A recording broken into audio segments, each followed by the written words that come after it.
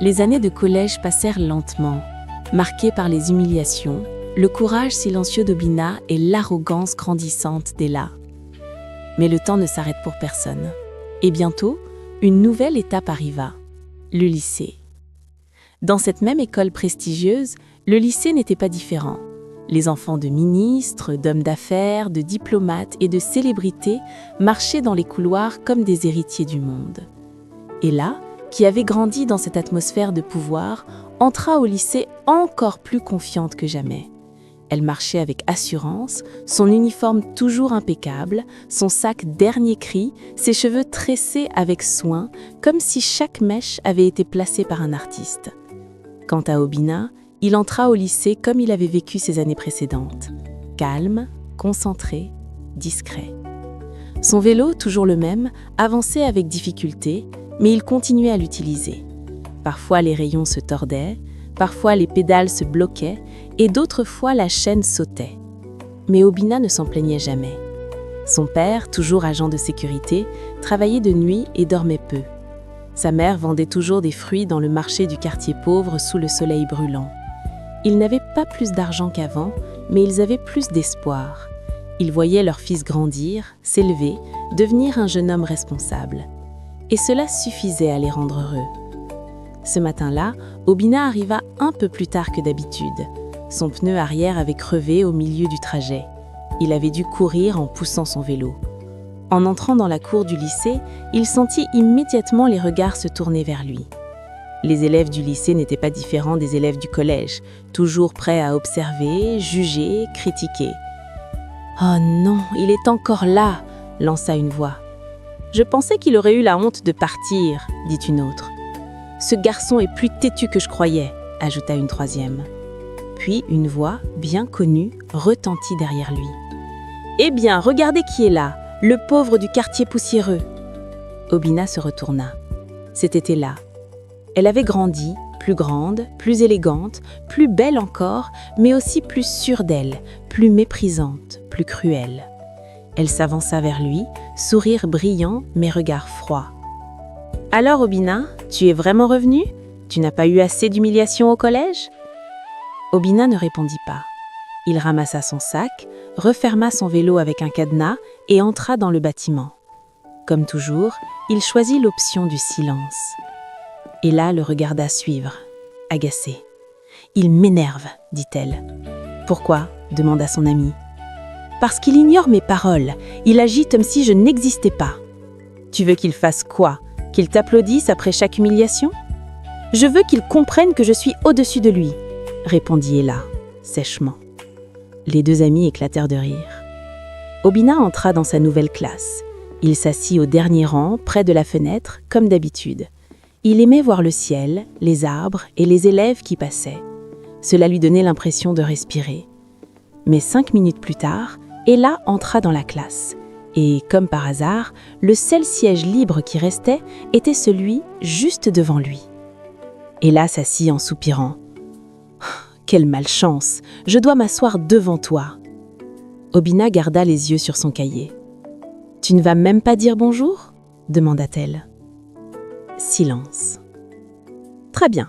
Tu veux la jouer comme ça ? Pas de problème. » Le professeur de mathématiques entra. « Bonjour à tous. J'espère que vous êtes prêts pour une année intense. Le programme de terminale demande beaucoup de travail. » Obina sourit légèrement. Les mathématiques étaient sa matière préférée. Le professeur écrivit une équation complexe au tableau. « Quelqu'un peut-il essayer de résoudre ceci ?» Silence. Personne ne voulait s'aventurer. Puis, presque naturellement, la main d'Obina se leva. « Oui, Obina ?» Il se leva et expliqua, étape par étape, avec une précision incroyable. Ses mots étaient clairs, sa logique impeccable. Toute la classe l'écoutait en silence, même ceux qui avaient l'habitude de se moquer de lui. Quand il termina, le professeur applaudit légèrement. « Excellent, Obina! Bravo !» Des murmures traversèrent la classe. « Toujours lui! Ce gars est une machine! Peut-être qu'il n'a rien d'autre à faire que d'étudier. » Et là, elle fulminait. Elle fixa Obina, serrant son stylo si fort qu'elle faillit le casser. « Comment peut-il être toujours le meilleur ?» murmura-t-elle. Peut-être qu'il travaille beaucoup, répondit Myriam. Peut-être qu'il veut prouver quelque chose, ajouta Sonia. Je m'en fiche, je ne veux pas qu'il soit meilleur que moi, c'est tout. Les premiers examens du lycée arrivèrent. Obina étudiait tard la nuit, sous la lumière d'une petite lampe pendant que ses parents dormaient. Il se préparait sérieusement, comme toujours. Le matin de l'examen, il arriva à l'école avec son vélo, un peu fatigué, mais confiant. Ella, de son côté, arriva dans sa voiture de luxe, habillée comme une princesse. Elle se sentait prête, mais pas autant qu'elle le montrait. Quand les résultats furent affichés, toute l'école se rassembla autour du tableau. Et là, les réactions fusèrent. « Encore lui! C'est le premier de toute la classe! Même Ella n'a pas fait mieux !» Ella sentit son cœur se serrer. « Ce n'est pas possible !» murmura-t-elle. Elle chercha son nom. 9e. Elle n'en croyait pas les yeux. Ce n'est pas possible. Je suis derrière lui? Derrière lui? Myriam essaya de la calmer. « Ella, ce n'est pas si grave. »« Pas si grave !» s'écria-t-elle. « Être derrière un pauvre, c'est une honte !» Elle marcha droit vers Obina, qui lisait les résultats calmement. Montre-moi les résultats. Tu crois que tu es meilleur que tout le monde, c'est ça? Obina leva les yeux. J'essaie juste d'être le meilleur de moi-même, pas mieux que les autres. Ne mens pas, tu veux prendre ma place, tu veux voler ma réputation. Je ne veux voler la place de personne, répondit-il, posément. Je veux juste réussir ma vie. Ella resta silencieuse un instant. Ses yeux se remplirent d'un mélange d'aguerre et d'incompréhension. Puis elle cracha. « Tu ne mérites pas d'être dans cette école. » Elle tourna les talons et partit. Mais Obina ne bougea pas. Ses yeux étaient plus déterminés que jamais. Au fil des mois, Ella devint obsédée.